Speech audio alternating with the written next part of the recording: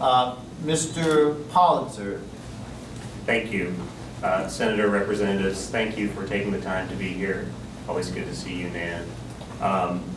And Michael, thank you. Apparently we all work for Michael Rayner.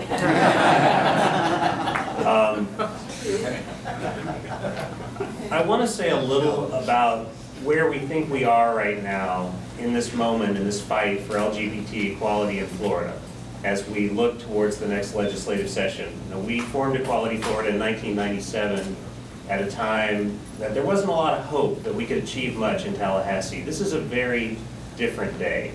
When you look across the country right now at the state level, and you look at which states have passed laws protecting our community from discrimination, or which states have achieved marriage equality or passed domestic partner benefits, what you'll see is 20 states where we have achieved almost everything that can be achieved through the state level, and then 30 where we have achieved almost nothing.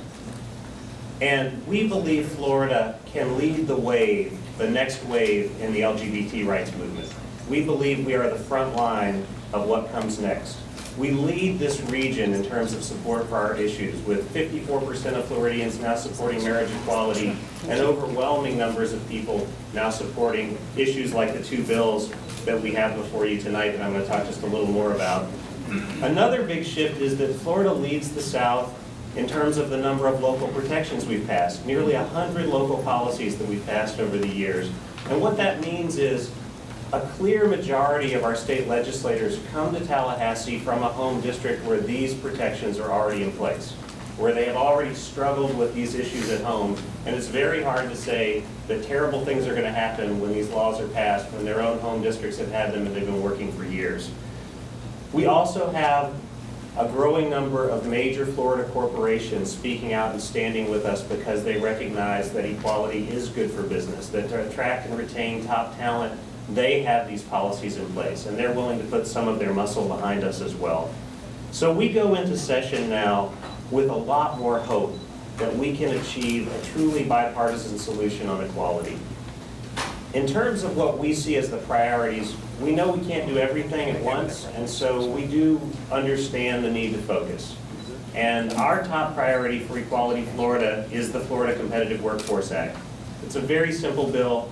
It would add sexual orientation and gender identity and expression to Florida's Civil Rights Code.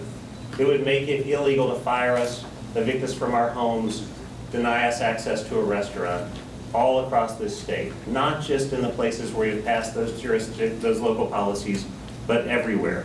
So that's our top priority. We're also fighting hard for statewide domestic partner protections right now. Last year there was a ray of hope when the Family First Act, which would provide domestic partner benefits statewide, and understand it's tough. We have domestic partner benefits in some cities, but if you're racing to the hospital in an emergency situation, you don't want to have to check which zip code you're in to know if you're going to be protected when you get there.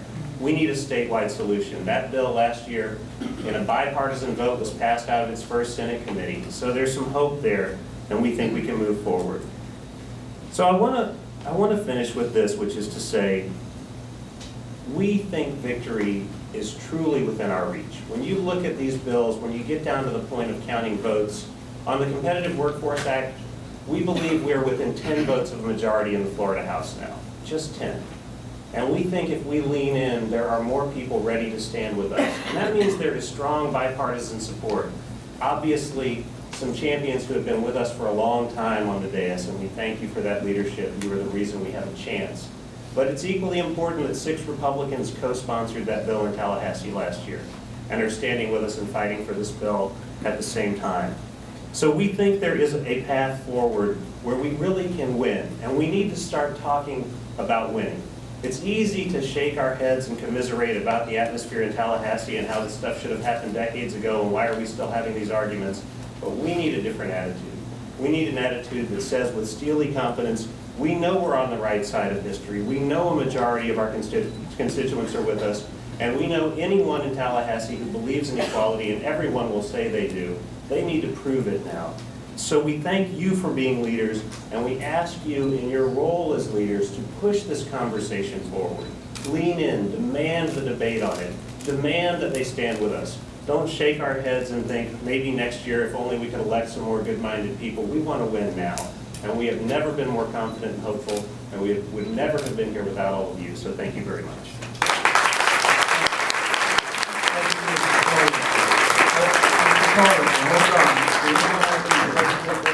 Mr. Pollitzer, we got a couple of questions for you. Yes, sir. Representative Edwards. Thank you, Leader Thurston. I know that Nadine Smith has been actively involved at the state level on the benefits task force. As we're looking at defining the types of benefits and offerings that we believe that employers that choose to do business with local government should be required to offer their employees. So what's been the role of Equality Florida, and how has it been, how well received has it been working through that task force to make sure that these types of local benefits packages are part of that conversation at the state level?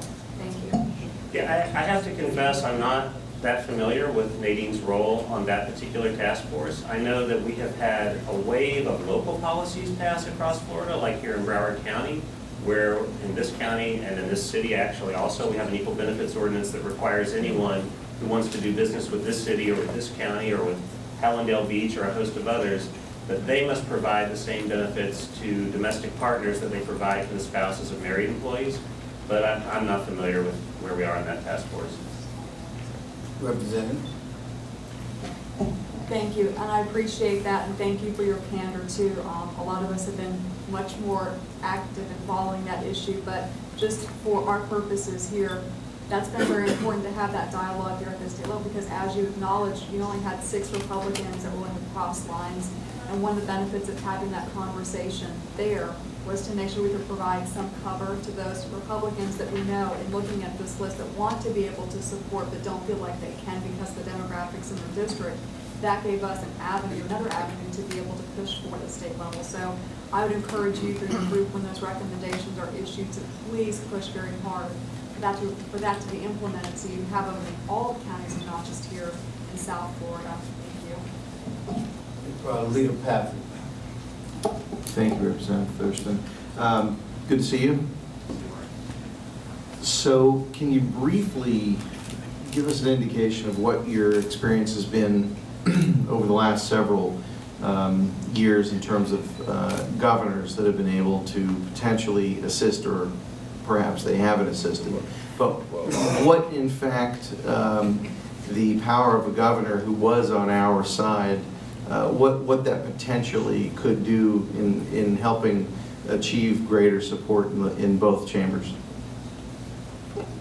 Well, we look at a handful of issues that we think will be absolute game changers in our fight for equality, and having a pro-equality governor would absolutely be an enormous game changer.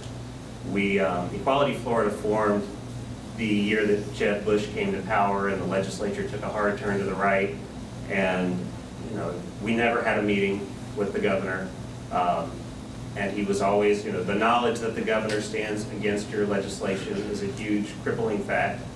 I do believe that there is a new business argument that provides political cover for folks on both sides of the aisle to stand with us on equality issues, and we're going to push any governor, including the sitting governor, who has not sat down with us yet, but certainly a governor who shared our values and understood how good this would be for Florida. I mean, imagine, we know this is good for business. If we can be first, we will draw investment in the state. We will draw young people who want to start their careers to this state. It will give us a huge advantage on the whole region. And so I think that's an argument we have to continue to make. But you're absolutely right. We have never had, the strong support of the governor's office, and we think that the day we do, it will make an enormous difference. Mr. Pollitzer, I want to thank you for all the hard work you do, and I want you to know we do have a gubernatorial candidate on the panel who supports you tremendously. No, we've enjoyed working with him.